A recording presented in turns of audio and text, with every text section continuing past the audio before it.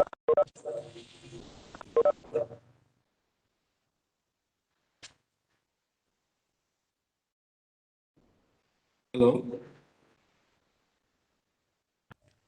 Afternoon sir. हाँ sir, good afternoon. आप सुन पा रहे हैं?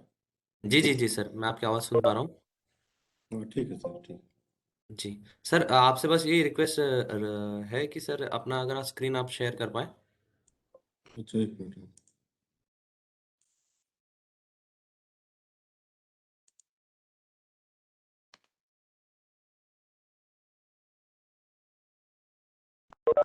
अच्छा सर, हो रहा है? सर जी सर, दिख रहा जी है? सर। जी सर, अभी विंडो आपकी दिख रही है, बस आप इसको स्लाइड मोड में अगर डाल दें तो और भी अच्छा हो जाएगा। अभी ठीक है सर? जी जी जी जी सर। ओके। सर, एक वीडियो है, देखिए चलाते चलता है कि नहीं।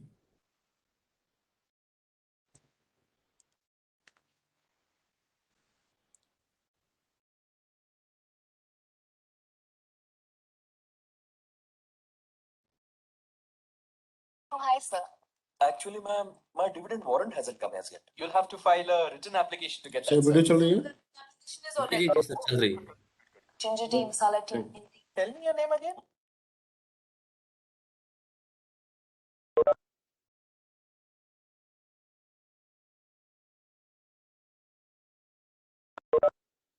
सर, कब स्टार्ट करेंगे? 3 बजे? अभी अभी हम 10 मिनट और वेट करते हैं सर, 3 बजे हाँ, प्रॉम्प्टली ठीक। चालू करते हैं ताकि बाकी के भी जो पार्टिसिपेंट्स हैं वो भी आ पाए तो अच्छा रहेगा, उनको भी ठीक रहेगा, हाँ, है ना ठीक सर? है, ठीक है, तो ठीक बस यही आपसे रिक्वेस्ट रहेगी सर, अपना स्क्रीन बस शेयर रखिएगा ताकि पार्टिसिपेंट आए तो उन्हें ऐसा ना लगे कि शुरू नहीं हुआ है तब अब तक।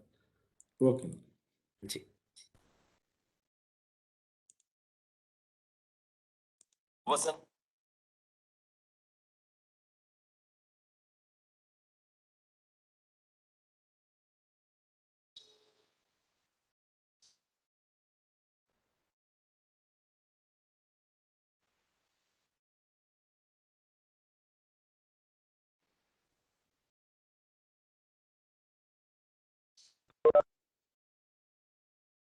एनसीडीएस की तरफ से मैं सभी अपने पार्टिसिपेंट्स का स्वागत करता हूं। सारे पार्टिसिपेंट्स से यही निवेदन है कि हम 10 मिनट और वेट करेंगे ताकि और जो पार्टिसिपेंट्स हमारे साथ जुड़ना चाहते हैं आज के इस वेबिनार में वो भी इस वेबिनार का पूरा पूरा ज्ञान ले पाए और हम प्रॉम्प्टली 3 बजे आज का जो वेबिनार है उसे शुरू करते हैं। मैंने बुक किया। हाँ। हाँ, 3 से 4 मेरा 1 घंटा जाएगा।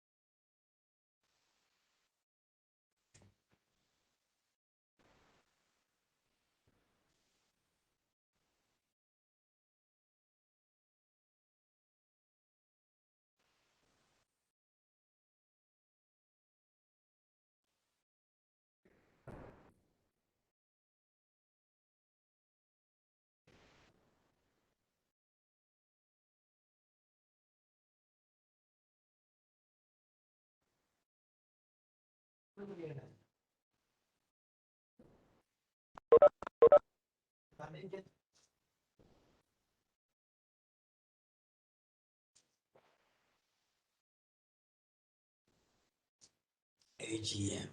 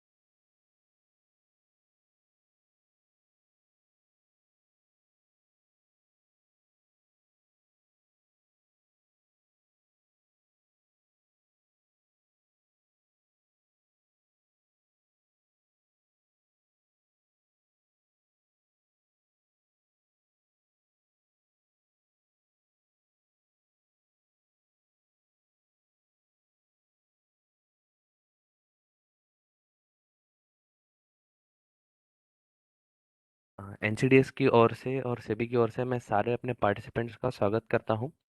मेरे अपने सारे participant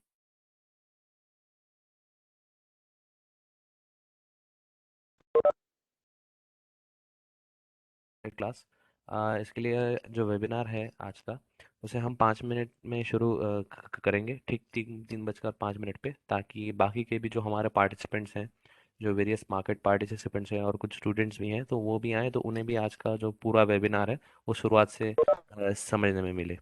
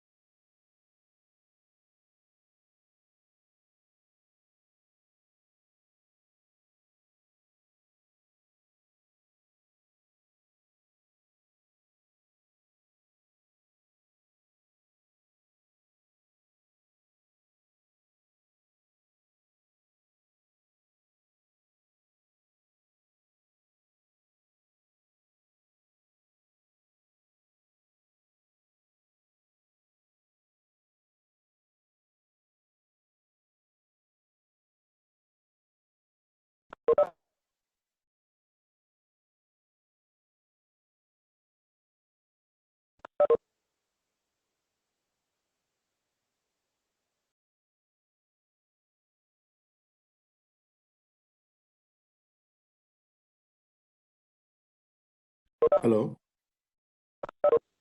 ji sir. Can we start? Sir ठीक है सर, हम स्टार्ट।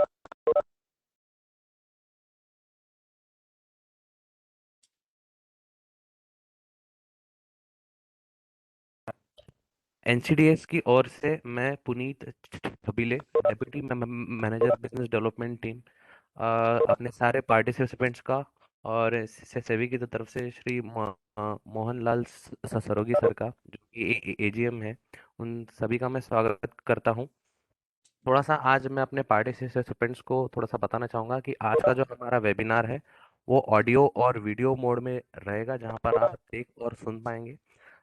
आज का वेबिनार का जो हमारा टॉपिक है वो agri commodity derivatives as an asset class है, जहाँ पर आज हमारे साथ जो मुख्य स्पीकर हैं वो श्री मोहन लाल सरोगी जी सर हैं, जो कि असिस्टेंट जनरल मैनेजर सेबी की तरफ से आए हैं। आज हम जानने की कोशिश करेंगे इस वेबिनार के माध्यम से कि एग्री कमोडिटी डेरिवेटिव्स ये कैसे एक एसेट क्लास के रूप में उपयोग में लाए जा सकते हैं और अपने रिस्क को मिटिगेट करते हुए इन्वेस्टमेंट के बास्केट को डाइवर्सिफाई किया जा सकता है।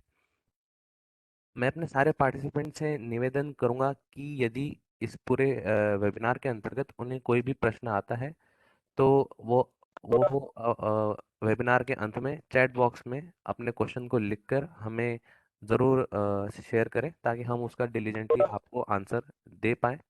आज का जो वेबिनार है वो हमारा ऑडियो और वीडियो मोड में है और हिंदी और इंग्लिश दोनों में रहेगा, ताकि जो हमारे डिफरेंट पार्टिसिपेंट्स हैं और डिफरेंट जो हमारे साथ जुड़े हुए हैं इस वेबिनार में, उन्हें कॉम्प्रिहेंसिव एक आइडिया आने की कोशिश हो।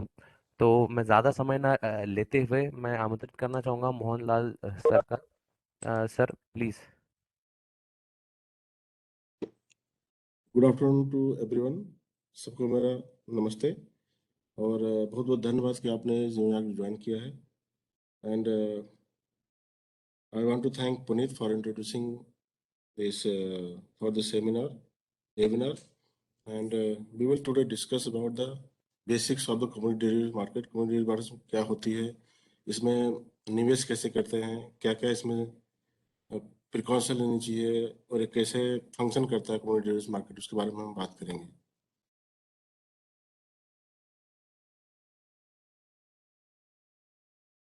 ये जो हमारा प्रेजेंटेशन होगा एकदम जनरल इन नेचर होगा और सिर्फ ये आपकी जानकारी के लिए है, आपके एजुकेशन पर्पज के लिए है। अगर कोई रूल्स रेगुलेशन ऐसा आपको रेफर करना है या कोई तो आपके प्रोफेशनल से या सेबी के एक्ट रूल्स रेगुलेशन आपको रेफर करने पड़ेंगे। इंडियन कमोडिटी डेरिवेटिव्स मार्केट जैसा अपने चित्र में देख रहे हैं, इस साइड एग्री कमोडिटीज हैं, इस साइड नॉन एग्री कमोडिटीज हैं। जो एग्री कमोडिटीज होती हैं प्रोड्यूस की जाती हैं, और नॉन एग्री जो कमोडिटीज होती हैं वो माइन की जाती है। एग्री कमोडिटी में जैसे गेहूँ, चावल, चना, ज्वार, बाजरा, जो आप डेली बेसिस पे आप इसको घर में इस्तेमाल करते हैं। नॉन एग्री कमोडिटीज में aluminium, lead, crude oil, natural gas, diamond, ये सब जो है नॉन एग्री कमोडिटीज के अंतर्गत आती है। हमारा जो प्रेजेंटेशन है इस तरह से होगा। पहले हम डिस्कस करेंगे रेगुलेटरी फ्रेमवर्क के बारे में, उसके बाद कमोडिटी डेरिवेटिव्स मार्केट क्या होती है, इसके बेनिफिट्स क्या होती है, क्या क्या प्रोडक्ट्स इसमें ट्रेडिंग के लिए अवेलेबल है, और सेबी जब से कमोडिटी डेरिवेटिव्स मार्केट रेगुलेट कर रही है, इसमें क्या क्या इन्होंने इसको डेवलप करने के लिए क्या क्या इन्होंने इनिशिएटिव लिए हैं, उसके बारे में हम डिस्कस करेंगे। और अंत में डिस्कस करेंगे कि क्या डूज एंड डोंट्स हैं, ताकि हम हमारी जो इसमें इन्वेस्टमेंट है वो हमारा सेफ रहे।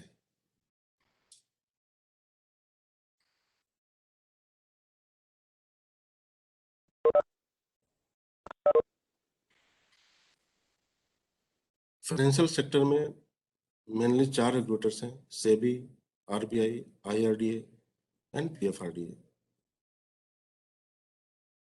पीएफआरडीए आपके पेंशन को रेगुलेट करता है। इंश्योरेंस, आईआरडीए इंश्योरेंस जो सेक्टर को रेगुलेट करता है, जो आप इंश्योरेंस लेते हैं। बैंकिंग सेक्टर को रेगुलेट करता है आरबीआई। और सेबी जो है इक्विटी मार्केट को और कमोडिटी डेरिवेटिव्स मार्केट को रेगुलेट करता है। तो हमारे सिर्फ कमोडिटी डेरिवेटिव्स मार्केट में बात करेंगे।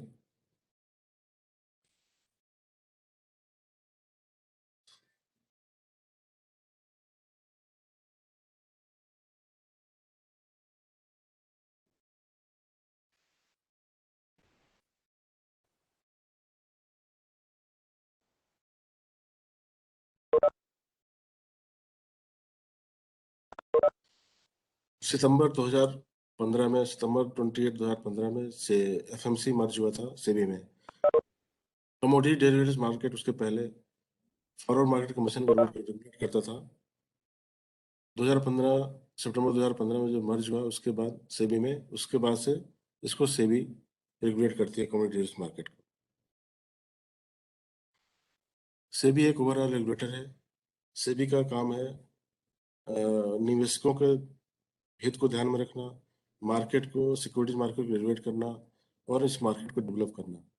उसमें stock exchange and clearing corporation, ये जो है फर्स्ट लाइन रेगुलेटर का काम करते हैं। स्टॉक एक्सचेंज जो है एक प्लेटफॉर्म प्रोवाइड करता है जिसपे बायर्स एंड सेलर्स आकर ट्रेडिंग करते हैं। ट्रेडिंग के बाद जो भी ऑब्लिगेशन होता है उसको सेटलमेंट क्लीयरिंग कॉर्पोरेशन करता है। तो इस तरह से इस रेगुलेटरी फ्रेमवर्क में कमोडिटी डेरिवेटिव्स मार्केट काम करता है। कमोडिटी डेरिवेटिव्स मार्केट में जो अंडरलाइंग होती है एक कमोडिटी होती है। जैसे जैसे मैंने बात किया एग्री, नॉन एग्री जो कमोडिटी होती हैं। एग्री में गेहूँ, चावल, जौ, ये सब जो होती हैं, कास्टर सीड, ये सब नॉ एग्री कमोडिटी में आते हैं जो अंडरलाइंग होते हैं। उसी अंडरलाइंग में एक कॉन्ट्रैक्ट बनता है। Commodity contract drives it's value from underlying goods. उसी अंडरलाइंग पे एक कॉन्ट्रैक्ट बनता है, उस पर उसकी वही कॉन्ट्रैक्ट ट्रेड होता है स्टॉक एक्सचेंज पे। अभी तक सेंट्रल गवर्नमेंट ने 91 कमोडिटीज को नोटिफाई किया है कमोडिटी मार्केट में ट्रेडिंग के लिए, जिसमें से अभी सिर्फ 41 कमोडिटीज की ट्रेडिंग होती है across the all exchanges. Trading करने से पहले आपको पहले एक सेबी रजिस्टर्ड ब्रोकर के साथ अकाउंट खोलना पड़ेगा,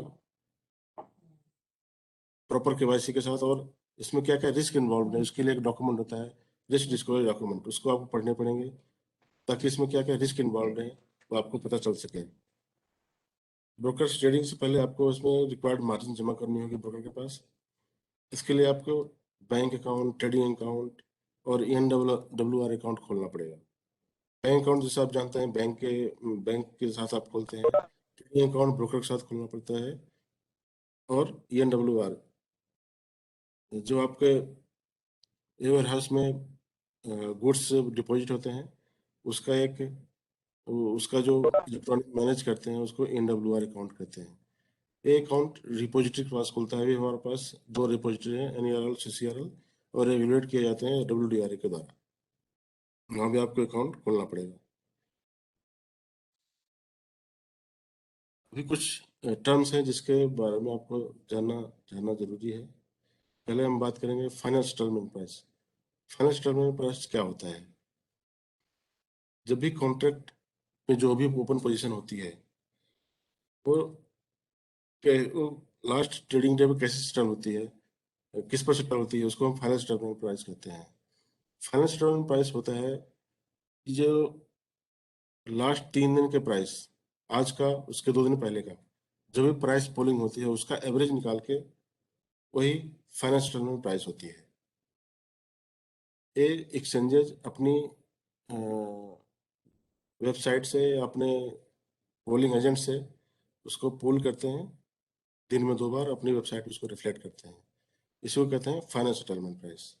मार्क टू मार्केट मार्जिन क्या होती है? डेली बेसिस पे आपके कॉन्ट्रैक्ट में जो भी उतार चढ़ाव होता है उसमें जो डिफरेंस आता है उसी को हम मार्क टू मार्केट मार्जिन कहते हैं। आपको अगर कम होती है तो आपको टॉप अप करना पड़ता है, ज़्यादा होती है तो आपके अकाउंट में क्रेडिट हो जाता है। ऑफसेट क्या होता है? Liquidation of futures contract by entering into opposite of an identical contract. अगर आपने जो भी पोजीशन लिया है, बाई पोजीशन में या सेल पोजीशन में, अगर आप उसका अपोजिट पोजीशन लेते हैं, इसका मतलब आपने अपने कॉन्ट्रैक्ट को स्क्वायर ऑफ कर दिया, उसी को offset. Staggered delivery. Commodity derivatives market में आपको या तो डिलीवरी लेनी पड़ती है या देनी पड़ती है। इक्विटी मार्केट डेरिवेटिव्स मार्केट की तरह नहीं है। यहाँ पे आपको फिजिकली उसको गुड्स को हैंडल करने होते हैं, तो इसमें काफ़ी टाइम लगता है। तो कॉन्ट्रैक्ट एक्सपायरी होने से 5 दिन पहले कम से कम आपको 5 वर्किंग डेज में आपको डिलीवरी का इंटेंशन देना पड़ेगा। आप डिलीवरी लेना चाहते हैं या देना चाहते हैं। बायर हैं तो आपको डिलीवरी लेनी पड़ेगी, सेलर हैं तो आपको डिलीवरी देनी पड़ेगी। तो कम से कम 5 दिन पहले से ये प्रोसेस स्टार्ट हो जाता है, उसको कहते हैं staggered delivery period. Community index, जिस तरह से BSE में सेंसस होता है उसमें 30 कंपनी लिस्टेड होती हैं, NSE में 50, निफ्टी 50 होता है, उसी तरह कम्युनिटी के इंडेक्सेस भी होते हैं। जैसे अभी NCDX में एग्रीडेक्स है, गुआरेक्स है, SOEX है। जैसे एग्रीडेक्स में टॉप 10 कम्युनिटी जो एक्टिव कम्युनिटीज हैं उनके शेयर्स के प्राइस उसमें इंडिकेट किए जाते हैं होते हैं, जहाँ पे आप पूरी हर कम्युनिटी में अलग अलग एक्सपोजर ना लगे, आप कंबाइंड एक्सपोजर आप उसमें ले सकते हैं। उसी तरह MCX में मेटल डेक्स, बुल डेक्स और एनर्जी डेक्स भी है, जहाँ पे आप जाके एक्सपोजर ले सकते हैं। कमोडिटी डेरिवेटिव्स मार्केट में डिलीवरी जो है कंपलसरी है until and unless it is specified. इस तरह से अभी नेचुरल गैस में, क्रूड ऑयल में, इसमें भी डिलीवरी नहीं है। इसमें कॉन्ट्रैक्ट में लिखा होता है कि इसमें डिलीवरी नहीं है, कैश सेटल्ड है। उसी तरह बाकी जो और कॉन्ट्रैक्ट बचते हैं उसमें कंपलसरी डिलीवरी है। अभी हम बात करेंगे कि कमोडिटी और इक्विटी डेरिवेटिव्स में क्या डिफरेंस है। कमोडिटी डेरिवेटिव्स में जो अंडरलाइंग होती है ये standardised as per contract specification होती है। कोई भी कमोडिटी को लॉन्च करने से पहले एक स्टॉक एक्सचेंज उस पर्टिकुलर कमोडिटी का कॉन्ट्रैक्ट स्पेसिफिकेशन बनाता है ताकि उसकी गुड डिलीवरी हो सके। लेकिन इक्विटी मार्केट में ऐसा नहीं है, स्टैंडर्डाइज है अक्रॉस इंडिया,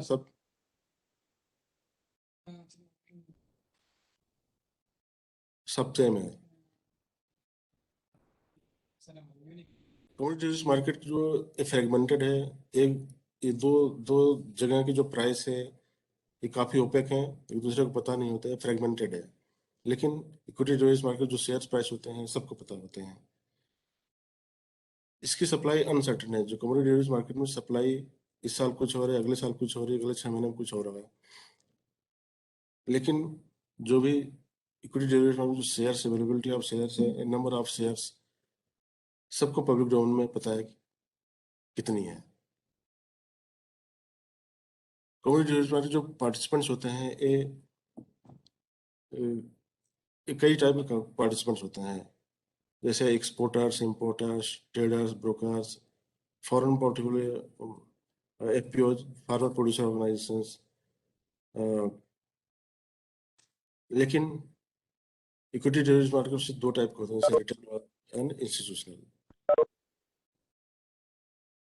सेटलमेंट प्रोसेस जैसे हमने आपको बताया कि कमोडिटी डेरिवेटिव मार्केट में गुड्स जो है फिजिकली हैंडल होते किए जाते हैं, वेयर हाउस में उसको जमा करते हैं, ट्रांसपोर्ट के द्वारा उसको लिया दिया जाता है। डिमैट सेटलमेंट होता है इसमें इक्विटी डेरिवेटिव मार्केट में, जहाँ जिस तरह आप अपने आपके यहाँ ऑनलाइन ट्रांजेक्शन करते हैं बैंक्स में, उसी तरह डिमैट सेटलमेंट हो जाता है इंस्ट्रक्शन पाने पे। कमोडिटी डेरिवेटिव जो भी ट्रेडिंग होती है, जिस भी कमोडिटी की ट्रेडिंग होती है, उसका प्राइसेस बहुत सेंसिटिव होते हैं, लेकिन ऐसा इक्विटी डेरिवेटिव नहीं है। इक्विटी डेरिवेटिव मार्केट इस बहुत सारे मेच्योर उसमें है, मेच्योर लेवल पे है, लेकिन इस तरह से कमोडिटी मार्केट भी डेवलप कर रहा है धीरे धीरे।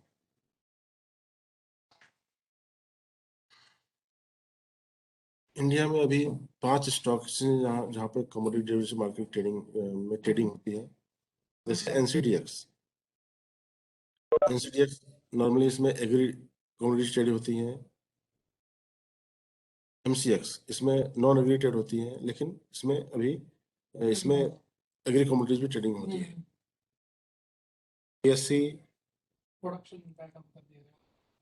बीएससी, आईसीएक्स, एनएससी, ये 3 और एक्सचेंज है जहाँ पे कमोडिटी मार्केट में ट्रेडिंग होती है। ये सारी कमोडिटी जो है अक्रॉस एक्सचेंज में ट्रेडिंग होती है, जैसे बार्ली का एसोसिएट चना, cotton seed oil, cake, coriander, refined soy oil, turmeric, pepper, मूंग, पैडी, ये सब की ट्रेडिंग एक्सचेंज में होती है। इनको कहते हैं एग्री कमोडिटी। नॉन एग्री में गोल्ड, सिल्वर, कॉपर, जिंक, निकल, एल्युमिनियम, ब्रास, लेड, इन सब की ट्रेडिंग होती है। डायमंड, इंडिया में आईसीएक्स में डायमंड की ट्रेडिंग होती है। पूरे विश्व में ये पहला एक्सचेंज जहाँ पे डायमंड ट्रेडिंग होती है। Brent crude oil, Oman crude oil and natural gas. अभी हम बात करेंगे कि इसमें प्लेयर्स कौन कौन से हैं, किस किस टाइप के प्लेयर्स इसमें ट्रेड करते हैं कमोडिटीज मार्केट में। अभी हम इसके बाद बात करेंगे इसके क्या क्या बेनिफिट्स हैं कमोडिटीज मार्केट के। प्लेयर्स के बारे में जानना आपको बहुत जरूरी है। इसमें हेजर्स में आते हैं farmers producer organisations, processors, importers, exporters, day traders, position traders, market makers इसमें ट्रेडिंग करते हैं। आर्बिट्रेज दो दो मार्केट के बीच का जो डिफरेंस है, उसके बेसिस जो ट्रेडिंग करते हैं, प्रॉफिट कमाते हैं, उनको कहते हैं आर्बिट्रेजेस। ब्रोकर भी अपने प्रॉपर्टी अकाउंट में इसमें ट्रेडिंग कर सकते हैं, पोजीशन ले सकते हैं। जैसा मैं आपको बताया कि स्टॉक एक्सचेंज जो है एक प्लेटफॉर्म प्रोवाइड करते हैं, जहाँ पर बायर वर्चुअल प्लेटफॉर्म प्रोवाइड करते हैं, जहाँ पे आप ट्रेडिंग प्लेटफॉर्म प्रोवाइड करते हैं, जहाँ पे आपको बायर्स एंड सेलर्स आके ट्रेडिंग करते हैं। ट्रेडिंग के बाद जो भी क्लियरिंग एंड सेटलमेंट होता है वो क्लियरिंग कॉर्पोरेशन होता है। क्लियरिंग कॉर्पोरेशन आपको गारंटी देता है कि स्टेट का सेटलमेंट होगा। अगर आप बायर हैं तो आपको कमोडिटी मिलेगी, आप सेलर हैं तो आपको कमोडिटी देनी पड़ेगी। रिपोजिटरी जैसे मैंने बताया कि इंडिया में 2 रिपोजिटरी हैं, एनईआरएल, सीसीएल, जो एग्री कमोडिटीज में ENWR डिपॉजिट अकाउंट खोलते हैं इन्वेस्टर के, और आपके कमोडिटी को इलेक्ट्रॉनिक मैनेज करते हैं।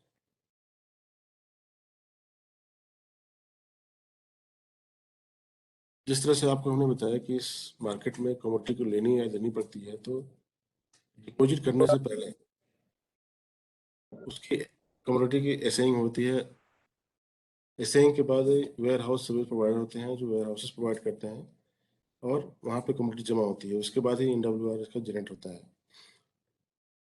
और WSP जो है WDRA के अंदर आते हैं, warehousing development and regulatory authority, उनके साथ उनका रजिस्ट्रेशन होता है, तभी वो वेयर हाउसिंग सर्विसेज प्रोवाइड कर पाते हैं। जिस तरह से स्टॉक ब्रोकर का रजिस्ट्रेशन सेबी से होता है, उसी तरह वेयर हाउस सर्विस प्रोवाइडर का रजिस्ट्रेशन जो है WDRA से होता है। इसमें क्वालिटी एसेइंग और टेस्टिंग लैब की जरूरत पड़ती है, जहाँ पे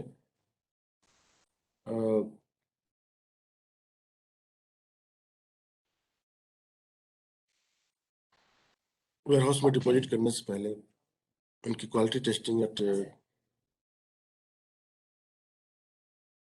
जैसे हमें बताया, price polling agencies, stock exchange जब प्राइस पोलिंग एजेंसीज को हायर करते हैं, जो उनके बिहाफ पे जो भी मंडी के आसपास के जो प्राइसेस होते हैं, उनको मंडी का प्राइस या डिलीवरी सेंटर के आसपास का जो प्राइस होता है या डिस्ट्रीब्यूटर जो प्राइस होता है, वो प्राइस को पोल करके एक्सचेंज को बताते हैं, और एक्सचेंज अपने स्टॉक वेबसाइट पर उसको रिफ्लेक्ट करता है। फार्मर प्रोड्यूसर ऑर्गेनाइजेशंस, किसान मिलके अपना एक कंपनी बनाते हैं और अपने प्रोड्यूस या अपने जो भी कम्युनिटी को प्रोड्यूस करते हैं, उसका सही प्राइस के लिए वो बार्गेन करते हैं, और समटाइम्स वो और स्टॉक एक्सचेंज में आके वो अपने पोजीशन लेते हैं और इस कम्युनिटी मार्केट का फायदा उठाते हैं।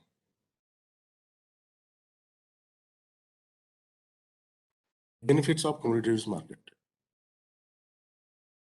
जो कम्युनिटी मार्केट की ट्रेडिंग होती है, इसमें उस पर्टिकुलर कम्युनिटी के बारे में जो भी जानकारी है कि कितना प्रोड्यूस है, उसका प्राइस स्पॉट में क्या चल रहा है, फ्यूचर्स में क्या चल रहा है, कितने उसमें कंसंट्रेशन है, कितना डेप्थ है, ये सब वो आपको स्टॉक एक्सचेंज वेबसाइट पे उसके रिलेटेड सारी इन्फॉर्मेशन आपको अपने घर बैठे आपको मोबाइल में, कंप्यूटर में उपलब्ध होती है। स्पॉट प्राइसेस क्या चल रही हैं, फ्यूचर्स प्राइसेस क्या चल रही हैं, उसके बेसिस पे एक प्राइस निकल के आता है, उसको कहते हैं price discovery. Fair price discovery इसमें होती है कमोडिटीज मार्केट में। Price risk mitigation, commodities market actual में हेजिंग के लिए, अपने रिस्क को कम करने के लिए होती है।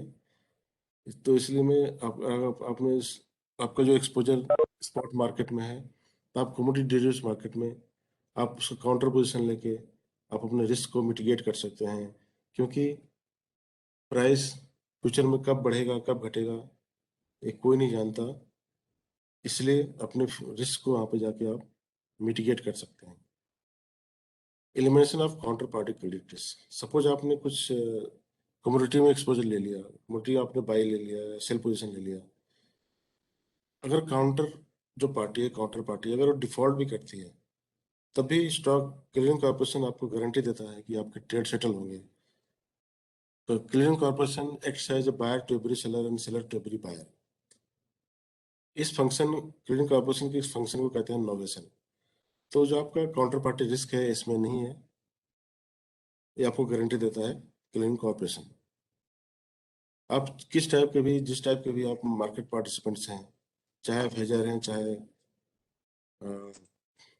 मिलर हैं, चाहे इम्पोर्टर हैं, एक्सपोर्टर हैं, बड़े या छोटे, सब के लिए एक्सेसिबल है। स्टैंडर्डाइज प्रोडक्ट्स, इसमें सिर्फ स्टैंडर्डाइज प्रोडक्ट्स ट्रेड होते हैं। किसी भी प्रोडक्ट को लॉन्च करने के पहले स्टॉक एक्सचेंज, उनके यहाँ एक हर प्रोडक्ट के लिए एक प्रोडक्ट एडवाइजरी कमेटी होती है। उसमें जितने भी वैल्यू चेन पार्टिसिपेंट्स होते हैं उस पर्टिकुलर कमोडिटी के, उसमें पार्टिसिपेट करते हैं, ताकि उसका एक स्टैंडर्डाइज प्रोडक्ट बनाया जा सके, ताकि वो जो गुड गुड डिलीवरी जो है इंश्योर किया जा सके। तो आपको स्टैंडर्डाइज प्रोडक्ट इसमें ट्रेड होते हैं। आप खरीदने से पहले आपको पता होगा कि आपको किस टाइप का प्रोडक्ट मिलेगा। अगर आप सेलर हैं तो आपको पता होगा पहले से ही कि आपको किस टाइप की डिलीवरी देनी है। ट्रांसपेरेंट ट्रेडिंग, स्टॉक एक्सचेंज एक ट्रांसपेरेंट ट्रेडिंग प्लेटफॉर्म प्रोवाइड करता है। सारी इन्फॉर्मेशन सबके लिए, सब जगह, हर हर हर हर हर टाइम उपलब्ध होती है। जैसे देखिए एग्जांपल है प्राइस डिस्कवरी का, जहाँ पे किसान को अपने खेत में बैठ के ही सारी इन्फॉर्मेशन मिल रही है, और वो प्राइस को देख पा रहा है, बार्गेनिंग पावर उसकी बढ़ रही है, और रियल प्राइस डिस्कवरी होने से उसको हेल्प हो रही है। जिस तरह किसान सोइंग के टाइम ही फ्यूचर में पोजीशन अपने प्राइस को लॉक कर देते हैं और अपना पूरा कंसंट्रेशन सिर्फ प्रोडक्शन में लगाते हैं, बाकी प्राइस को कुछ चिंता नहीं होती है। That is taken care of by commodity market, futures market. जैसे हमने बताया कमोडिटी मार्केट में सिर्फ 91 कमोडिटीज ही अभी नोटिफाई हुई ट्रेडिंग के लिए, जिसमें सिर्फ 41 कमोडिटीज में ट्रेडिंग होती है। सारी कमोडिटीज में ट्रेड नहीं हो सकती, इसके लिए कुछ फीचर्स हैं। जैसे पर्टिकुलर कमोडिटी में डिमांड और सप्लाई ज़्यादा होनी चाहिए। कोई भी इंडिविजुअल उस प्राइस को इन्फ्लुएंस नहीं करता है, और प्राइसेस वोलेटाइल होने चाहिए। ये नहीं कि प्राइस स्टेबल है, उस पर गवर्नमेंट ने कुछ रिस्ट्रिक्शन लगा रखा है, पर्टिकुलर रेट में आपको बेचना है, तो इस तरह कमोडिटीज में ट्रेडिंग नहीं होती है। और commodity should be capable of standardisation and tradition. उसमें एक पर्टिकुलर स्टैंडर्ड का कॉन्ट्रैक्ट स्पेसिफिकेशन बनाया जा सकता है, वही उसी कमोडिटीज में ट्रेडिंग होती है। और कमोडिटीज की सेल्फ लाइफ होनी चाहिए और स्टोरेबल होना चाहिए। इस तरह से कुछ क्वालिटीज हैं उसमें होनी चाहिए, वही कमोडिटीज में ट्रेडिंग होती है। कॉन्ट्रैक्ट स्पेसिफिकेशन बनता है कि एक डॉक्यूमेंट है, जब आप बायर या सेलर जो भी हैं, इसको किसी भी कमोडिटी में ट्रेड करने से पहले उसका कॉन्ट्रैक्ट स्पेसिफिकेशन आपको रेफर करना चाहिए। उसमें जो भी पैरामीटर्स है वो आपको अगर सेलर हैं तो आपको उसके हिसाब से कमोडिटी को स्टोर करके WSP में या वेयर हाउस में जमा करना चाहिए। जैसे उसका बेसिस सेंटर क्या है, कौन सी वैरायटी है, उसको ट्रेडिंग यूनिट डिलीवरी यूनिट कितनी होती है, टिक साइज कितनी है, उसका डिलीवरी एडिशनल डिलीवरी सेंटर कहाँ पे है, यू शुड नो। क्योंकि डिलीवरी सेंटर से विद इन 100 किलोमीटर उसकी डिलीवरी होती है, इसलिए आपको पहले से जानना पड़ेगा कि उसकी डिलीवरी सेंटर कहाँ है, उसमें कितने फॉरेन मैटर्स अलाउड हैं, उसमें मॉइस्चर क्वांटिटी कितनी होनी चाहिए, इसमें फाइनेंस सेटलमेंट प्राइस का कैलकुलेशन कैसे होगा, इसमें एसेइंग प्रोसीजर क्या है, इसकी ओपन पोजीशन लिमिट क्या है, डेली प्राइस लिमिट्स क्या है, इसमें मार्जिन की रिक्वायरमेंट क्या क्या है, ये सब आपको यहाँ से मिलेंगे कॉन्ट्रैक्ट।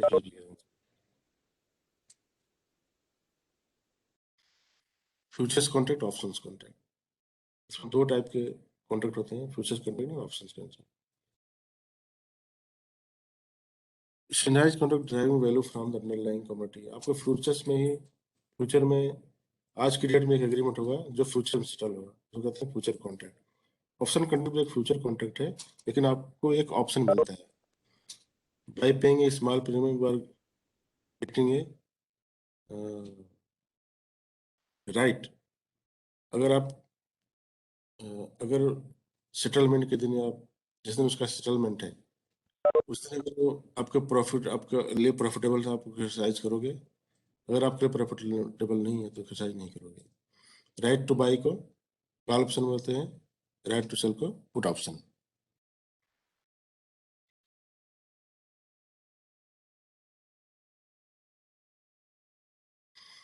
जैसे मैंने आपको बताया physical delivery material for all countries unless specified otherwise, तो उसके लिए एक वेयर हाउस की जरूरत होती है। वेयर हाउस सर्विस प्रोवाइडर जो है या वेयर हाउस जो इंश्योर करते हैं कि आपकी जो सामान है या जो भी गुड्स हैं उनकी प्रॉपरली उनको स्टॉक किया जाए, मेंटेन देयर वैल्यू इंटैक्ट, और सो दैट की good delivery can be insured. ये वेयर हाउस जो होते हैं रजिस्टर्ड होते हैं WDRA से। सेबी ने भी गाइडलाइंस इशू की है जहाँ पे पर्टिकुलर कमोडिटी वाइज जो भी रिक्वायरमेंट है उस पर्टिकुलर कमोडिटी की, उसी के ध्यान में रखते हुए क्लीनिंग कॉर्पोरेशन WSP से इम्प्लीमेंट करते हैं वेयर हाउसेस का। वेयर हाउस में गुड्स कैसे डिपॉजिट होते हैं, ये है पहले seller as per contract specification goods को सॉर्ट करके ट्रांसपोर्ट बुक करके वो ले जाएंगे वेयर हाउस में रखेंगे, उसकी क्वालिटी टेस्टिंग के बाद वेयर हाउस में डिपॉजिट करने से पहले वो उसकी क्वालिटी टेस्टिंग होती है, और टेस्टिंग के बाद ENWR जनरेट होता है। उसके बाद कमोडिटी एक्सचेंज को इन्फॉर्म करता है इसमें से goods are available in warehouse, और कभी कभी उस ENWR के बेसिस पे वो बैंक से लोन भी ले सकते हैं।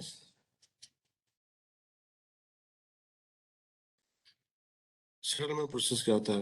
कैश एंड फ्यूचर्स में जो भी प्राइस डिफरेंस होगा वो आपको ले लिया या दे दिया जाएगा।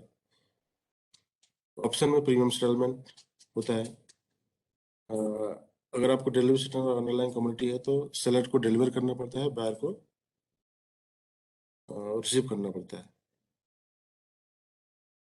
फंड्स का सेटलमेंट होता है थ्रू बायर्स टू पे एंड सेलर्स टू रिसीव। 2015 में जब एफएमसी मर्ज हुआ सेबी में, तब से बहुत सारे इनिशिएटिव लिए सेबी ने इस मार्केट डेवलप करने के लिए। इसमें से कुछ इस प्रकार है। Permitted option contract with commodity futures underline. Option contract हमने परमिशन दिया, लेकिन कमोडिटी फ्यूचर्स में। बाद में कमोडिटी फ्यूचर्स कुछ दिन पहले वो डबल होता है, ऑप्शन कॉन्ट्रैक्ट डबल हुआ कमोडिटी फ्यूचर्स पे। उसके बाद कमोडिटी फ्यूचर्स सेटलमेंट होता है। उसके बाद implemented same risk management norms as per. Equity derivatives एक बहुत मेच्योर मार्केट है, तो हमने कमोडिटी डेरिवेटिव्स मार्केट के लिए भी सेम रिस्क मैनेजमेंट इम्प्लीमेंट किया। अभी रिसेंटली वेयर हाउसिंग नॉर्म्स जो भी होते हैं कमोडिटी डेरिवेटिव्स मार्केट के लिए हमने सर्कुलर निकाला है। Integration of commodity and equity broking. पहले अगर आप इक्विटी ब्रोकिंग एक्टिविटीज कर रहे हैं तो आप कमोडिटी में नहीं कर सकते, तो उसके लिए आपको अलग से रजिस्ट्रेशन लेना पड़ता था। लेकिन अभी सेम ब्रोकिंग रजिस्ट्रेशन आप कमोडिटी इक्विटी दोनों एक्टिविटीज में पार्टिसिपेट कर सकते हैं। Permitted futures on commodity indices. जैसे अभी कमोडिटी इंडाइसेस हैं एग्रीडेक्स, सोएक्स, गोएरेक्स में हमने फ्यूचर्स को परमिट किया है, और MCX में मेटल डेक्स, MCSI कमोडेक्स, मेटल डेक्स, MCSI कमोडेक्स, बुलडेक्स, एनर्जी डेक्स, इन सब में हमने फ्यूचर्स परमिट किया है। परमिटेड ऑप्शंस इन गुड्स। पहले ऑप्शंस ऑन कमोडिटी फ्यूचर्स था, अभी हमने ऑप्शंस इन गुड्स भी परमिट किया है। यहाँ पे आप डायरेक्टली स्पॉट मार्केट से ऑप्शन कॉन्ट्रैक्ट में ट्रेडिंग कर सकते हैं। पहले स्ट्राइक डिलीवरी पीरियड 5 दिन 10 दिन था, अभी 5 दिन कर रहा है।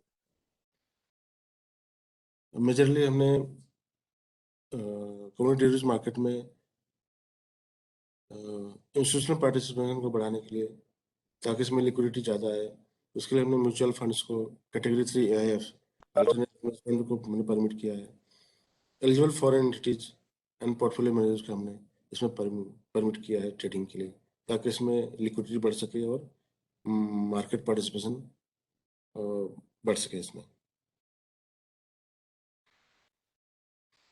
जब भी आप कम्युनिटी मार्केट में या इक्विटी या किसी में भी आप ट्रेडिंग करते हैं, तो आप देयर इज चांस होता है कि कभी कभी ब्रोकर डिफॉल्ट कर जाते हैं। तो उनसे बचने के लिए हर स्टॉक एक्सचेंज एक इन्वेस्टर प्रोटेक्शन फंड का गठन करते हैं, जो जो आपके एलिजिबल क्लेम्स हैं वो आपको वहाँ से, अगर ब्रोकर या मेंबर डिफॉल्ट करते हैं तो वहाँ से आपको मिल जाते हैं। Invest service centre, invest service fund. Stock exchange में बहुत सारे ऑफिसेस, बहुत सारे इन्वेस्ट सर्विस सेंटर्स ओपन कर रखे हैं, जहाँ पे एक इन्वेस्टर को जो जो बेसिक फैसिलिटी चाहिए होती है वहाँ से मिल जाती है। वहाँ से आपको पता चलेगा कि कंप्लेन कैसे लॉन्च कर सकते हैं, कंप्लेन हैंडल कैसे होती है, क्या क्या प्रोसीजर हैं, आर्बिट्रेशन का प्रोसेस क्या है, अपीलेट आर्बिट्रेशन में कैसे जाते हैं। इस तरह सारी जो बेसिक फैसिलिटीज होती है एक इन्वेस्टर के लिए, वहाँ से इन्वेस्टर सर्विस सेंटर मिलती है। उसकी फंडिंग होती है इन्वेस्टर सर्विस फंड से, जो स्टॉक एक्सचेंज मेंटेन करते हैं।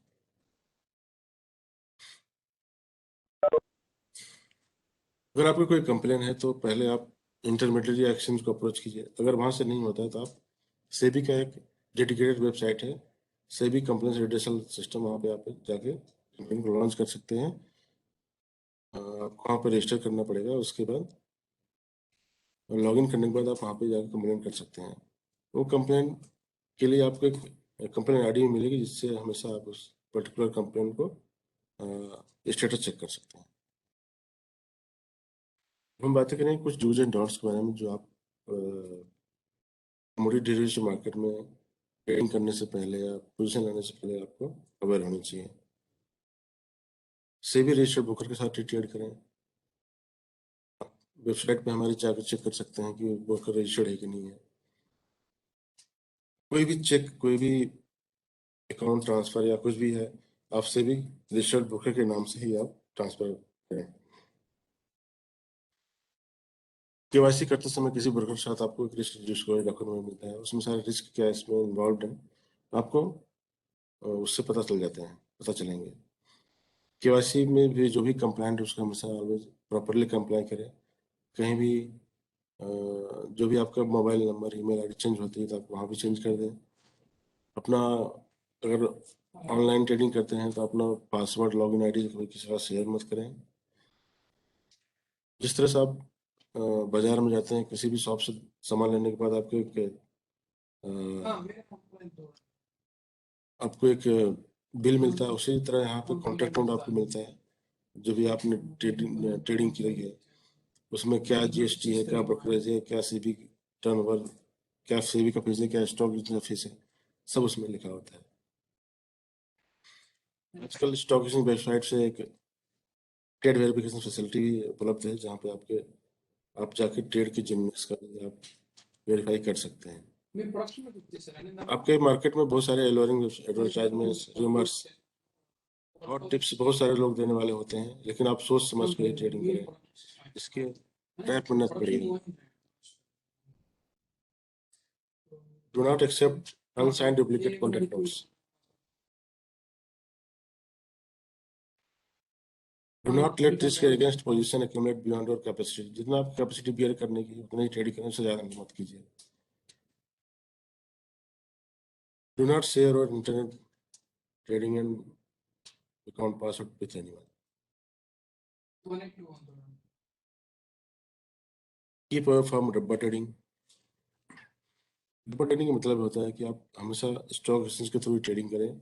स्टॉक एक्सचेंज के जो भी सिस्टम बना उसके थ्रू ट्रेडिंग करें, क्योंकि उसके उसमें जाकर आप ट्रेड नहीं करेंगे तो आप जो भी आपको फैसिलिटी अवेलेबल है investor grievances, investor relation mechanism की, आपको नहीं मिल पाएगी।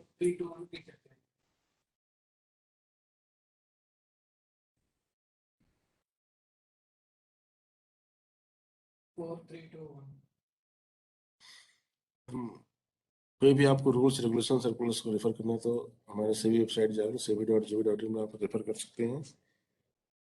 और इन्वेस्टर के लिए डेडिकेटेड वेबसाइट है investor.sebi.gov.in, वहाँ पे आपके जो इन्वेस्टर के लायक जो जानकारी होती है वहाँ पे आप जाके देख सकते हैं।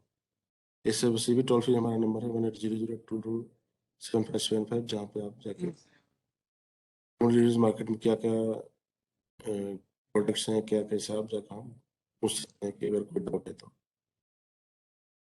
कोई क्वेरी हो तो ask@sebi.gov.in आप भेज सकते हैं। अभी हम आपके एक वीडियो दिखाएंगे जो आपके लिए काफी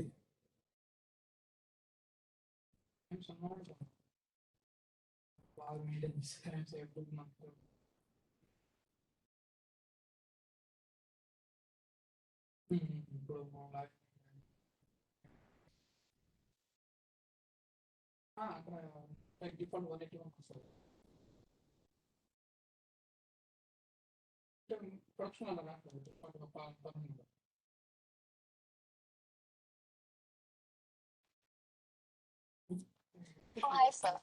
Actually, ma'am, my dividend warrant hasn't come as yet. You'll have to file a written application to get that, sir. So the application is already given. Oh, good. Ginger tea, masala tea. Tell me your name again. Vasant Kumar Kabra. Vasant Kabra meaning Bengali. Haryani? Sir, your exact problem. I still haven't got my dividend warrant, sir. Just a second. I see. Oh. Sir, your dividend warrant, na? Still hasn't come. No response to your investment complaints? Complain to the Tax Authority. Log on to scores.gb.in and get a response to your investment complaints. SEBI, her investor की ताकत।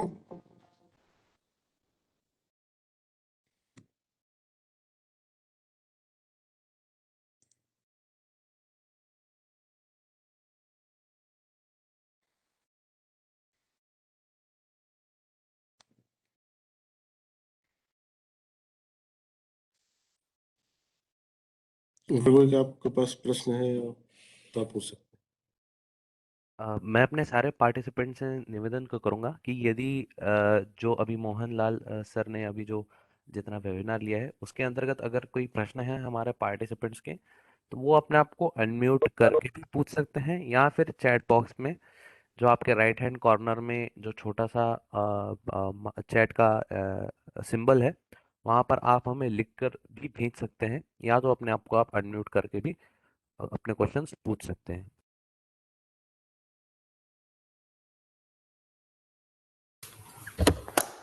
Hello, sir. Hello. My name is Pallavi Rani, and I want to ask a question. Yes, ma'am.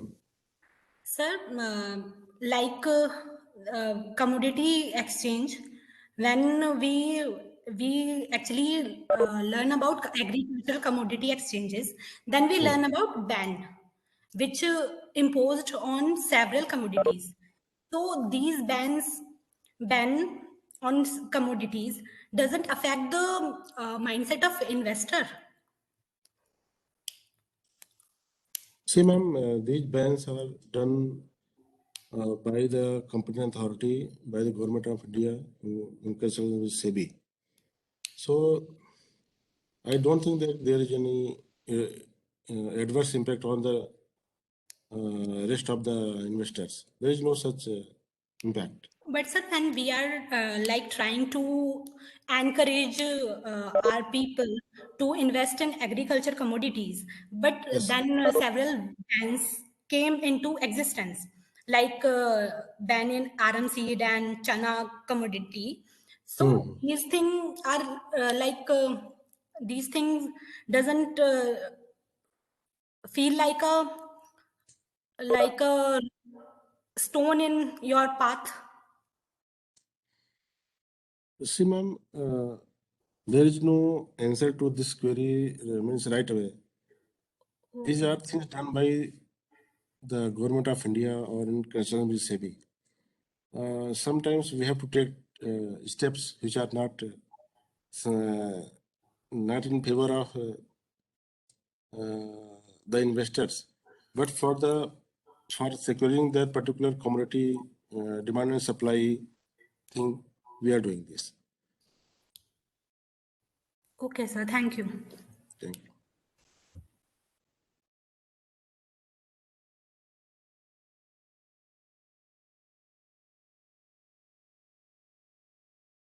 मैं निवेदन करूंगा कि अगर किसी और participant का यदि कोई और भी प्रश्न है इस पूरे वेबिनार के साथ में, कि एग्री कमोडिटीज कैसे क्या एक एसेट क्लास में यूज कर सकते हैं, तो वो अपना क्वेश्चन जरूर पूछ सकते हैं अपने आप को अनम्यूट करके, या फिर हमारे साथ चैट बॉक्स में लिख के भी आप पूछ सकते हैं।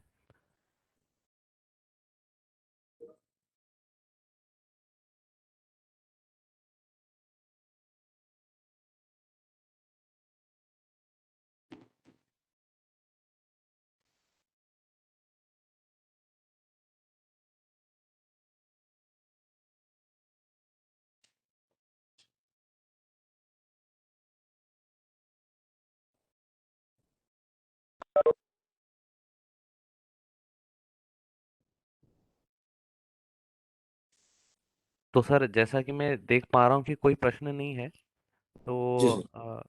तो सर आगे सर मेरा एक छोटा सा प्रेजेंटेशन है जो कि मैं अपने पार्टिसिपेंट्स को दे देना चाहूँगा यहाँ पर। हम्म।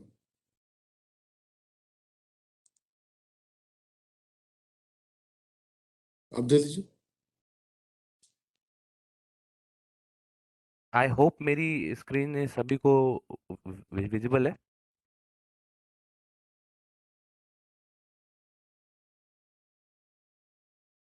हेलो सर, क्या मेरी आवाज़ आपको आ रही है? जी जी, आ रही है, विजुअल है। जी जी।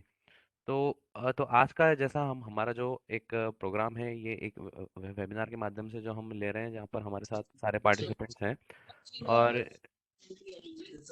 आज का जो हमारा टॉपिक है कि एग्री कमोडिटीज डेरिवेटिव्स कैसे एक एसेट क्लास के रूप में हम यूज कर सकते हैं। मैं अपने सारे पार्टिसिपेंट्स से निवेदन करूंगा कि वो अपने आप को म्यूट पे रखें, ताकि बाकी जो हमारे पार्टिसिपेंट्स हैं उनको आवाज़ जाए, उनको को सुनने में कोई दिक्कत ना आए। तो सारे मेरे पार्टिसिपेशन से यही निवेदन रहेगा कि अपने आप को आप म्यूट करें। 690 रुपए का चाहिए 600 रुपए प्रीमियम दिखा रहे हैं ओला इससे पहला जेड़ा है 163 वाला 200 रुपए प्रीमियम दिखा रहा है हां 400 रुपए ऊपर बोले 21,000 का लौट है और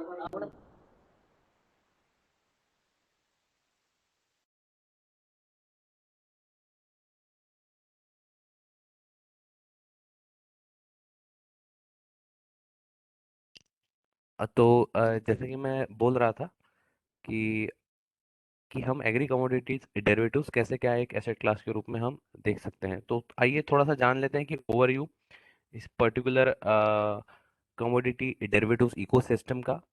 तो जैसा कि आप अपनी स्क्रीन पर देख पा रहे होंगे, जो इवोल्यूशन हुआ है एग्री कमोडिटीज का वो कुछ इस प्रकार से हुआ है कि 19th सेंचुरी में बॉम्बे कॉटन ट्रेड एसोसिएशन की स्थापना हुई, जहां पर कॉटन का ट्रेड हुआ करता था। उसी के बाद ऑयल सीड्स और रॉ जूट का भी ट्रेड होने लगा। इसी के प्रोग्रेस के अंतर्गत एफएमसी फॉरवर्ड मार्केट कमीशन की स्थापना हुई 1953 में, जहां पर 20वीं शताब्दी में देखा गया कि कई सारे बैन लगे भी गए, कई बार बैन उठाए भी गए। 2001 में गवर्नमेंट ऑफ इंडिया ने एक लिस्ट जारी की जिसके अंतर्गत उन्होंने डेरिवेटिव्स ट्रेडिंग कमोडिटीज में अलाउ की, जहां पर कमोडिटीज की वहां पर उन्हें नोटिफाई किया गया। उसके बाद कई मल्टी कमोडिटी एक्सचेंजेस की स्थापना भी हुई 2003 के बाद। 2015 में सेबी एज अ रेगुलेटर इस पूरे मार्केट में आया और उनके बाद ये बागडोर सारी सेबी के हाथ में है। अब जान लेते हैं कि क्या स्ट्रक्चर है कमोडिटी एक्सचेंजेस का इंडिया में। जैसा कि आप अपनी स्क्रीन पर देख पा रहे होंगे कि मिनिस्ट्री ऑफ फाइनेंस के अंतर्गत जो डिपार्टमेंट ऑफ इकोनॉमिक अफेयर है, उसके अंतर्गत SEBI security and exchange board of India ये as a regulator national exchanges को रेगुलेट करता है। As on date 5 national level exchanges हैं, जिनमें से एक एनसीडीएक्स है, एमसीएक्स, आईसीएक्स, एनएससी और बीएससी भी है। एज ऑन डेट 91 कमोडिटीज में ट्रेडिंग परमिट की है सेबी के एंड से डेरिवेटिव्स मार्केट में। थोड़े से जान लेते हैं कि जब से सेबी एज ए रेगुलेटर आया है इस पूरे कमोडिटी स्पेस में, खासकर एग्री कमोडिटी स्पेस में, तो क्या क्या डेवलपमेंट्स लेके आए हैं जिनके कारण से ये जो कमोडिटी डेरिवेटिव्स मार्केट है एग्री स्पेस में वो बहुत ज़्यादा रोबस्ट हुआ है अपने आप में। तो अगर हम बात करें कि सितंबर 15 में सेबी एज ए रेगुलेटर ये पद संभालता है, उसके बाद जून 2017 में सेबी ने परमिट किया कि कमोडिटी डेरिवेटिव सेगमेंट्स में ऑप्शंस भी खुल जाएं। उसके बाद कैटेगरी 3 एएफ्स को भी परमिट किया। कमोडिटी और इक्विटी की जो दो अलग अलग आर्म्स होती हैं एक ब्रोकिंग की, उसको मर्ज करने के लिए भी सेबी ने परमिट किया। बैंक सब्सिडरीज को अलाउ किया। उसके बाद बैंक्स को परमिशन दी गई कि वो प्रोफेशनल क्लियरिंग मेंबर्स के तौर से काम कर पाए। फॉरेन प्राइवेट इन्वेस्टर्स को भी परमिशन दी गई। उसके बाद म्यूचुअल फंड्स और पीपीएमएस जैसी सर्विसेज भी अलाउ की। जून 2019 में सेबी के एंड से कमोडिटी इंडाइसेस को भी अलाउ किया गया ट्रेड होने के लिए। जो आपकी स्क्रीन के अभी आप देख पा रहे होंगे कि थोड़ा सा हम फर्क जानने की कोशिश करते हैं। जब हम कहते हैं कि एग्री कमोडिटीज एसेट क्लास के रूप में यूज करी जा सकती है, तो उसके पीछे का थोड़ा सा हम बैकग्राउंड समझने की कोशिश करते हैं commodities versus financial derivatives market को ध्यान में लेकर। तो कमोडिटीज डेरिवेटिव मार्केट में आप देखेंगे कि सेटलमेंट जो है वो एक्चुअल डिलीवरीज से होता है, जहां पर फाइनेंशियल डेरिवेटिव्स मार्केट में आपका कैश से सेटल्ड सारा काम अ, चलता है। उसके बाद क्वालिटी और क्वांटिटी का डिफरेंस यहाँ पर आपको देखने को मिलता है, क्योंकि एग्री का कमोडिटीज हैं जैसे सोयाबीन की अगर हम बात करें तो किसी एक जगह पर एक पर्टिकुलर टाइप ऑफ क्वांटिटी की पैदावार ज़्यादा है और दूसरे टाइप की क्वालिटी की पैदावार बहुत ज़्यादा कम है। वहीं पर आप फाइनेंशियल डेरिवेटिव्स मार्केट में ऐसा कोई डिफरेंस देखेंगे नहीं, क्योंकि वहाँ पर शेयर स्टॉक्स बॉन्ड्स इनमें सारी डीलिंग्स होती हैं। जहाँ पर holding cost agree commodities derivatives में आप असाइंग कॉस्ट, वेयर हाउसिंग और इंश्योरेंस कॉस्ट को मानते हैं, वहीं होल्डिंग कॉस्ट जो नॉर्मली देखी जाती है फाइनेंशियल डेरिवेटिव्स मार्केट में वो इंटरेस्ट कॉस्ट को माना जाता है। फिजिकल मार्केट्स जो कमोडिटी डेरिवेटिव से अलाइंड होते हैं वो सीजनल इन नेचर होते हैं, वहीं पर cash market market through out the year शुरू रहते हैं। अगर हम फैक्टर्स थोड़े से ध्यान में लें कि क्या ऐसे फैक्टर्स हैं जो कमोडिटी और फाइनेंशियल डेरिवेटिव मार्केट में इफेक्ट करते हैं, तो वो कुछ इस प्रकार से है कि अगर हम कमोडिटी डेरिवेटिव्स की बात करते हैं तो एग्री स्पेस में एग्री में मान लीजिए सोयाबीन की डिमांड और सप्लाई कैसी है, इंपोर्ट एक्सपोर्ट रेगुलेशन कैसे है, गवर्नमेंट इंटरवेंशन क्या हो रहा है इन सारी कमोडिटीज़ में।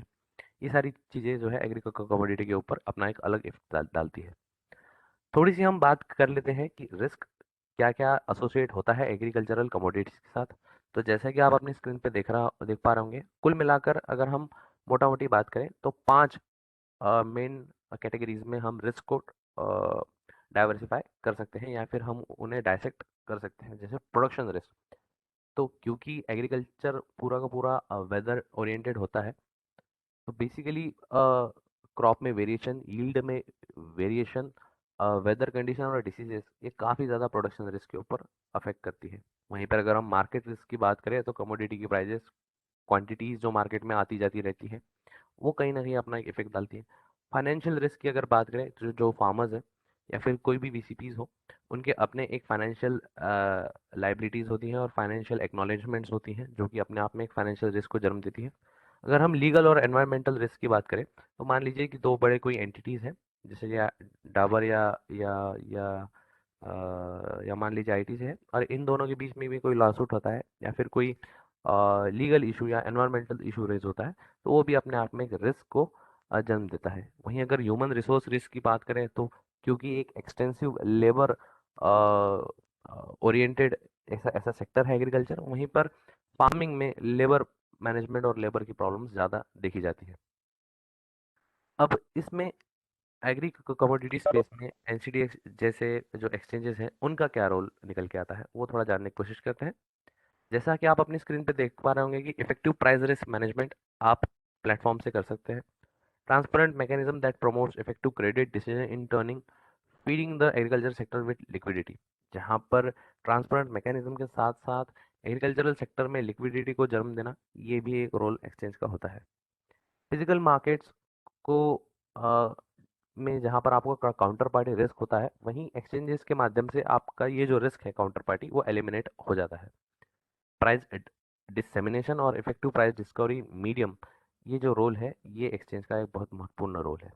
Diversification of portfolio by new investing in new asset classes, जैसा कि आप सामने देखेंगे हमारे इस पूरे वेबिनार में कि एनसीडीएस के प्लेटफॉर्म पर आपको बहुत सारी अलग अलग जो इंस्ट्रूमेंट्स हैं उसके अंतर्गत कमोडिटीज़ में इन्वेस्टमेंट के बहुत सारे स्कोप देखने को मिलेंगे। वहीं पर ट्रेड गारंटी और ट्रांजैक्शनल एफिशिएंसी भी एक रोल है एक्सचेंज का। सॉरी। अब थोड़ा जानने की कोशिश करते हैं कि इस पूरे एग्री कमोडिटी डेरिवेटिव्स इकोसिस्टम में या स्पेस में किस प्रकार के पार्टिसिपेंट्स आपको जनरली देखने को मिलते हैं। अगर हम डिफरेंशिएट करने की कोशिश करें तो 3 मुख्य पार्टिसिपेंट्स आपको यहाँ पर देखने को मिल जाएंगे। हेजर्स इनमें से एक है, जहाँ पर ये अपना रिस्क जो है वो रिड्यूस करने में विश्वास रखते हैं। ये एक अपनी जो एक ऑप्टिमल प्राइस है उसको चूज करने की कोशिश करते हैं लॉक इन के साथ। वहीं स्पेकुलेटर भी इस मार्केट में आपको देखने को मिलते हैं, जो नेकेड पोजीशन लेते हैं एक स्पेकुलेशन के साथ कि पर्टिकुलर चीज़ के भाव बढ़ेंगे या कम होंगे। स्पेकुलेटर लोग काफ़ी इंपॉर्टेंट होते हैं क्योंकि यही लोग हैं जो लिक्विडिटी प्रोवाइड करते हैं मार्केट में। वहीं अगर आप आर्बिट्राजर्स की बात करेंगे, जो दो अलग अलग मार्केट्स हैं, उन दोनों के भीतर का जो प्राइजेस का जो डिफरेंस है उसके ऊपर वे प्रॉफिट कमाने की कोशिश करते हैं। तो इस प्रकार के भी आर्बिट्राजेस भी आपको इस मार्केट में देखने को मिलेंगे। अब हम जान लेते हैं कि क्या क्या अपॉर्चुनिटीज़ इन तीनों पार्टिसिपेंट्स के थ्रू इस पूरे मार्केट्स में हमें देखने को मिलती है। कि सबसे पहले आर्बिट्राज अपॉर्चुनिटीज़, जिसमें से कैश एंड कैरी, जिसे बहुत फेमसली ब्याज बदला भी कहा जाता है, कैलेंडर स्प्रेड्स जैसी अपॉर्चुनिटीज़ मिलती है, इंटर कमोडिटी आर्बिट्राज जैसी अपॉर्चुनिटी मिलती है, इंटर एक्सचेंज आर्बिट्राज भी यहाँ पर आपको देखने को मिलता है। कैश एंड कैरी की बात करें तो जो डिफरेंस चलता है स्पॉट और फ्यूचर्स का, उसके अंदर कॉस्ट ऑफ कैरिंग की कमोडिटी को जोड़कर जहाँ पर भी हमें अच्छा दाम मिले वहाँ पर हम उसे कैरी करके बेचने की कोशिश करते हैं। वहीं कैलेंडर स्प्रेड की अगर हम बात करें तो फ्यूचर कॉन्ट्रैक्ट्स जो कमोडिटीज़ के आपको आपकी एनसीडीज के प्लेटफॉर्म पर देखने को मिलते हैं, सिमिलर कमोडिटीज़ में डिफरेंट एक्सपायरीज में हम डिफरेंट या सिमिलर पोजीशन लेके इस चीज़ को कर सकते हैं और इस अपॉर्चुनिटी को ग्रैब कर सकते हैं।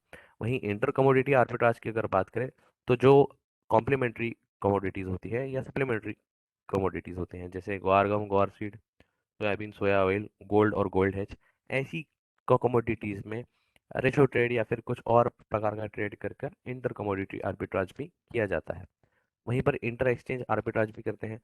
जैसे कि अगर हम बात करें तो जैसे एनसीडीएक्स पीसीपीओ और एमसीएक्स पीसीपीओ, दोनों सीपीओ में आप प्राइजेस का डिफरेंस देख के वहाँ पर आप आपकी इच्छा अनुसार ट्रेड कर सकते हैं और प्रॉफिट जनरेट कर सकते हैं। अब वहीं अगर इन्वेस्टिंग या स्पेकुलेशन के दृष्टिकोण से अगर देख लें तो ट्रेडर पर्टिकुलर किसी इन्फॉर्मेशन के साथ एक डायरेक्शनल व्यू लेते हैं और जहाँ पर उसी प्रकार से अपना ट्रेड जो है वो एग्जीक्यूशन की तरफ लेके जाते हैं। वहीं अगर हेजिंग की बात करें तो हेजिंग पर्टिकुलरली वीसीपीज के लिए ज़्यादा मायने रखता है, जहाँ पर वीसीपीज इस प्लेटफॉर्म का यूज़ एक ऑप्टिमल प्राइसिंग के लिए यूज़ करते हैं ताकि वो अपना जो एक ऑप्टिमल प्राइस है उसको लॉक इन करके अपने आप को प्राइस रिस्क से बचा पाएं और इस प्रकार की अपॉर्चुनिटीज़ को ग्रैब कर पाते हैं।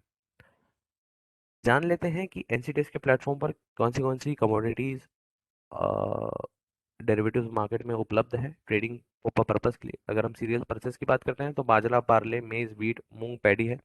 वही अगर हम स्पाइसेस की बात करते हैं तो कोरिएंडर, जीरा, टर्मरिक है। फाइबर्स की अगर हम बात कर ले तो कॉटन सीड ऑयल केक है, शंकर कपास है, 29 कॉटन है। ग्वार कॉम्प्लेक्स में ग्वार सीड है, ग्वार कम है। ऑयल एंड ऑयल सीड्स में अगर आप देख पा रहे हैं तो सोयाबीन है, रिफाइंड सोया ऑयल है, कैस्टर सीड है, क्रूड पाम ऑयल है और सीसम सीड है। अब नजर डालते हैं कि 10 साल के एनालाइज वोलेटिलिटी जो है अक्रॉस कमोडिटीज जो कि एनसीडीएक्स के प्लेटफॉर्म पर अवेलेबल है, जो कि हमने स्पॉट प्राइजेस से निकालने का प्रयत्न करके हमारे सारे पार्टिसिपेंट्स को यहाँ दिखाने की कोशिश की है। तो 20 से 30% के एवरेज एनुलाइज वोलेटिलिटी जो है वो आप देख पा रहे होंगे। इस वोलेटिलिटी के अंतर्गत बहुत सारी अपॉर्चुनिटीज मिल जाती हैं और इन्वेस्टमेंट के दृष्टिकोण भी काफ़ी खुल जाते हैं। अब एक्सचेंज प्लेटफॉर्म पर क्या क्या इंस्ट्रूमेंट्स अवेलेबल है जिससे आप निवेश कर सकते हैं। यहाँ पर फ्यूचर्स अवेलेबल है, ऑप्शन इन गुड्स अवेलेबल है और इंडाइसेस अवेलेबल है। आप फ्यूचर्स की अगर बात करें तो उसमें जो की फीचर्स हैं किसी कॉन्ट्रैक्ट स्पेसिफिकेशन के जो एक इन्वेस्टर को हमेशा ध्यान रखने चाहिए, जैसे कि ट्रेड पैरामीटर्स की अगर हम बात करें तो बेसिस सेंटर क्या है, ट्रेडिंग यूनिट क्या है, डिलीवरी यूनिट क्या है, टिक साइज क्या है, एडिशनल डिलीवरी सेंटर क्या है, timing of commencement of trade, quality parameters और delivery specification, staggered with compulsory delivery है या कैश सेटल्ड है, मैच्योरिटी डेट या फिर ड्यू डेट जैसी चीज़ें भी फ्यूचर्स में ध्यान रखने वाली होती है। वहीं पर अगर हम रिस्क पैरामीटर्स की बात करें तो लिमिट ऑन ओपन पोजीशन, ऐसी चीज़ें भी एक इन्वेस्टर को हमें हमेशा ध्यान रखनी चाहिए। Daily limit on price fluctuation, margins, margins में जैसे initial margin, extreme loss margin, special margin, various type of margins का भी ध्यान रखना होता है और फाइनल सेटलमेंट प्राइस भी इसमें काफ़ी ज़्यादा फैक्टरिंग करती है। अब थोड़ा सा जान लेते हैं कि जो ऑप्शन एंड गुड्स जो अलाउ किए हैं सेबी के एंड से वो किस प्रकार से हैं। तो ये एक प्रकार के फ्यूचर्स ही हैं जहाँ पर आपको ऑप्शंस मिल जाते हैं और इसमें दो ऑप्शंस रहते हैं, एक कॉल ऑप्शन, एक पुट ऑप्शन। इनकी एक्सपायरी भी करस्पॉन्ड करती है फ्यूचर कॉन्ट्रैक्ट से, जहाँ पर आप ऑप्शंस और फ्यूचर्स में कॉन्ट्रास्ट पोजीशन क्रिएट करके नेटिंग का बेनिफिट, जहाँ पर आपको फिजिकल में डिलीवरी देने की जरूरत नहीं हो, जहाँ पे आपको फिजिकल में डिलीवरी देने की कोशिश नहीं नहीं होती है, वहाँ पर आप नेटिंग का बेनिफिट ले सकते हैं। कंपलसरी डिलीवरी है ऑप्शन इन गुड्स में एक्सपायरी के टाइम पर, जहाँ पर फिजिकल सेटलमेंट होता है गुड्स का। Option and goods various commodities में एक्सचेंज प्लेटफॉर्म पर अवेलेबल है, जैसे सोयाबीन में है, ग्वार गम में है, ग्वार सीड में है और काफ़ी अलग अलग कमोडिटीज में है। अब हम ऑप्शंस देख लेते हैं कि ऑप्शन एंड गुड्स में क्या हमें ऑप्शंस में मिलते हैं। तो सबसे पहले हमें दो ऑप्शंस मिलते हैं, कॉल ऑप्शन और पुट ऑप्शन।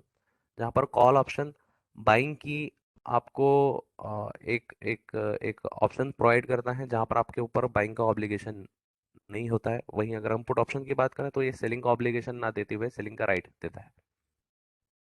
अब जान लेते हैं कि एनसीडीएक्स के प्लेटफॉर्म पर जो इंडाइसेस चलते हैं उनके बारे में थोड़ी सी हम जानकारी लेने की कोशिश करते हैं। सबसे पहला जो एनसीडीएक्स के तौर से पहला कोई इंडेक्स एग्री स्पेस में लॉन्च किया गया था तो वो था एग्रीडेक्स। और उसमें आप देखेंगे कि ये एक जैसे आप निफ्टी फिफ्टी या ऐसी जो इंडेक्सेस देखते हैं उसी प्रकार से 10 कमोडिटीज़ का जो एनसीडीएक्स के प्लेटफॉर्म पर ट्रेड होती हैं वो कमोडिटीज़ का एक कंपाउंड है। यदि आप अपनी स्क्रीन पर देख पा रहे होंगे तो आपको इसके स्पेसिफिक फीचर्स भी दिखाई दे रहे होंगे कि ये जो इंडेक्स है इसमें 10 हाईली लिक्विड कमोडिटीज़ हैं जो कि आपको आपकी स्क्रीन पर दिख रहे होंगे और साथ साथ उसका परसेंटेज भी है, जैसे सोया ऑयल, कैस्टर सीड, चना, कोको गुड़, इन सारी चीज़ें जो हैं वो इंडेक्स में अवेलेबल है। वहीं एनालिसिस का बेनिफिट क्या होता है कि ओवरऑल डायरेक्शनल व्यू आपको पता चल जाता है एग्री स्पेस का कि एग्रीकल्चर स्पेस में क्या चल रहा है। जैसे आपको अगर इक्विटी में देखना है तो आप बैंक बैंक निफ्टी देखते हैं, अलग अलग इंडेक्सेस आप फॉलो करते हैं। डाइवर्सिफिकेशन ऑफ बास्केट के लिए बहुत इंपॉर्टेंट हो जाता है एग्रीडेक्स जैसी एग्रीकल्चरल स्पेस में इंडेक्सेस भी। एस्टिमेटेड रिस्क और सिस्टमेटिक रिस्क कैलकुलेशन और एलिमिनेशन के लिए बहुत ज़्यादा मायने रख जाता है एग्रीडेक्स जैसे इंडेक्सेस भी। वहीं अगर हम सेक्टोरल इंडेक्सेस की बात करें जो एनसीडीएक्स ऑफर करता है, उसमें ग्वारेक्स है और सोएडेक्स है। ग्वारेक्स की अगर बात करें तो उसमें ग्वार गम और ग्वार सीड है, जहाँ पर उसका परसेंटेज आप देख पा रहे होंगे कि इंडिया में 80% जो है वो वर्ल्ड का ग्वार सीड का प्रोडक्शन होता है, वही राजस्थान में 70 to 80% इसका प्रोडक्ट प्रोडक्शन होता है। और ग्वार गम जो है वो one of the most highly valued agriculture export commodity है इंडिया की। वहीं अगर सोयाडेक्स की बात करें जिसके अंदर सोयाबीन और रिफाइंड सोया ऑयल है, तो सोयाबीन का 10 मिलियन मीट्रिक टन का ग्लोबल प्रोडक्शन अराउंड इंडिया में होता है, जहाँ पर 340 मीट्रिक टन ओवरऑल वर्ल्ड में होता है। रिफाइंड सोया ऑयल की बात करें तो leading importers of soya oil है हम, फॉलोड बाय चाइना। अगर हम इसमें वेटेज की बात करें जो कि सेक्टोरल इंडेक्सेस में है, जिसमें ग्वारेक्स की हम बात करें तो ग्वारगम ग्वारेक्स में 37% है और वही ग्वारफीड की मात्रा इसमें 63% है। सोयाडेक्स की अगर हम बात कर ले तो जिसके अंतर्गत सोयाबीन 68% है और सोया ऑयल 32%। दोनों में अंतर क्या है अब एग्रीडेक्स और सेक्टोरल इंडेक्सेस जो कि ग्वारेक्स और सोयाडेक्स है। एग्रीडेक्स एक रिटर्न बेस्ड इंडेक्स है जहाँ पर उसमें 10 एक्टिव कमोडिटीज हैं जो कि अंडरलाइंग एज अ काम करती है। वही सेक्टोरल इंडेक्स इस प्राइस बेस्ड इंडेक्स है, सिंगल इंस्ट्रूमेंट, जहाँ पर ट्रेडर जैसे ग्वार के अगर ट्रेडर होंगे तो जो ग्वार कॉम्प्लेक्स में उसको डील कर सकते हैं, अगर सोया कॉम्प्लेक्स या फिर सोया कॉम्प्लेक्स के ट्रेडर है तो वो सोया डेक्स में डील कर सकते हैं। एनसीडीएक्स की जैसे सिस्टम आम है एनआईसीआर, वो काफ़ी अच्छी और काफ़ी specific daily weekly monthly basis पे कई रिसर्च रिपोर्ट्स प्रोवाइड करती है मार्केट पार्टिसिपेंट्स के लिए, जहाँ पर मार्केट का एक ओवरव्यू मार्केट का स्टडी करने के लिए ये रिपोर्ट्स हमारे सारे पार्टिसिपेंट फॉलो कर सकते हैं और अपने ट्रेड में इसको इस्तेमाल करके अपना इन्वेस्टमेंट के दायरे बढ़ा सकते हैं। अब कुछ इन्वेस्टर्स की गाइडलाइंस हैं जो कि मैं देना चाहूँगा, जो कि सर ने भी दी है, तो इसको ज़्यादा मैं रिपीट ना करते हुए जो सर ने कहा है उसके ऊपर आप हमेशा ध्यान रखें कि सेबी या एक्सचेंज के सर्कुलर आप हम हमेशा पढ़ते रहें। जो भी अपना ट्रेड है वो रजिस्टर्ड मेंबर के साथ ही करें। केवाईसी ज़रूर करें। बिल या कॉन्ट्रैक्ट नोट आप जब भी लें तो देख के लें, रेलेवेंट चीज़ें रेलेवेंट इन्फॉर्मेशन उस कॉन्ट्रैक्ट नोट में अवेलेबल हो, ये आप ज़रूर ध्यान रखें। डब्बा ट्रेडिंग जैसी चीज़ों से हमें दूर दूर रहना है। हमेशा अपना जो ट्रेड है वो जेन्युइन हो, इसकी आप हमेशा अ, जो है वो हम हमेशा देखते रहें और अपना रेगुलर मार्जिन पे करें। M2M का ऑब्लिगेशन जो है उसको हमेशा पूरा रखते रहें। इसी के साथ अ, मेरा जो पार्ट था वो कंप्लीट होता है यहाँ पर। यदि इसमें कोई किसी को प्रश्न है तो वो हमसे पूछ सकते हैं।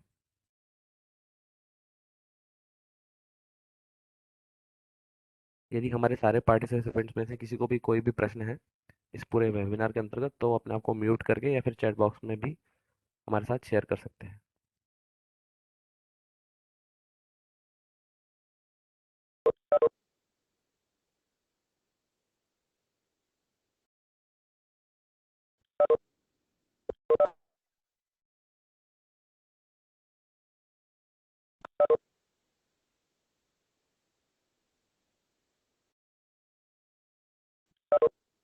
तो जैसा कि मैं देख पा रहा हूँ कि कोई प्रश्न नहीं है, आशा करता हूँ कि आज का जो वेबिनार है वो काफ़ी यूजफुल रहा होगा हमारे सारे पार्टिसिपेंट्स के लिए।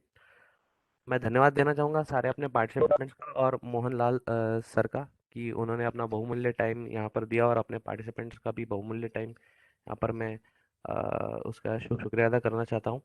एनसीडीएक्स अपने साथ ऐसे कई वेबिनार लाता रहता है जहाँ पर आप इन वेबिनारों के माध्यम से जो इन्फॉर्मेशन है या फिर अपनी जो क्वेरीज हैं वो भी इंटरेक्टिव वे में पूरी कर सकते हैं। साथ ही साथ मैं हमारे सारे पार्टिसिपेंट्स से निवेदन करूंगा कि एनसीडीएक्स के प्लेटफॉर्म पर आप ncdx.com पर ज़रूर जाएं और अपने आप को एग्रीज का कमोडिटी स्पेस की जानकारी जो है उसे इंक्रीज करते रहें। काफ़ी जो आपकी क्वेरीज हैं वो आपके एनसीडीएक्स के हमारे पोर्टल पे सॉल्व हो जाएंगी। आप हमें लिख भी सकते हैं ask us@ncdx.com के ऊपर। साथ ही साथ हमारे प्रोडक्ट मैनेजर्स का और बिजनेस डेवलपमेंट मैनेजर्स का नंबर भी है। यदि आपकी कोई भी क्वेरी होती है तो आप हमें डायरेक्टली कॉल करके पूछ सकते हैं। साथ ही साथ ये जो ऐसे वेबिनार्स हैं, मैं अपने दर्शकों से हमेशा रिक्वेस्ट करता रहता हूँ और आज भी करूँगा कि वो अपने स्पेस में हाँ हमेशा इसको सर्कुलेट करते रहे, ताकि जो डिफरेंट डिफरेंट अलग अलग लोग हैं उन्हें इन्वेस्टमेंट के दृष्टिकोण से जो परफेक्ट इन्फॉर्मेशन है वो मिल मिल पाए। मैं एक आखिरी बार फिर से अपने सारे पार्टिसिपेंट्स का धन्यवाद देता हूँ और साथ ही साथ मोहनलाल सर का भी धन्यवाद देता हूँ। Thank you so much sir.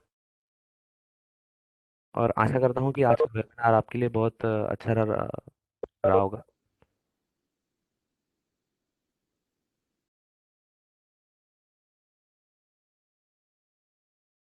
धन्यवाद।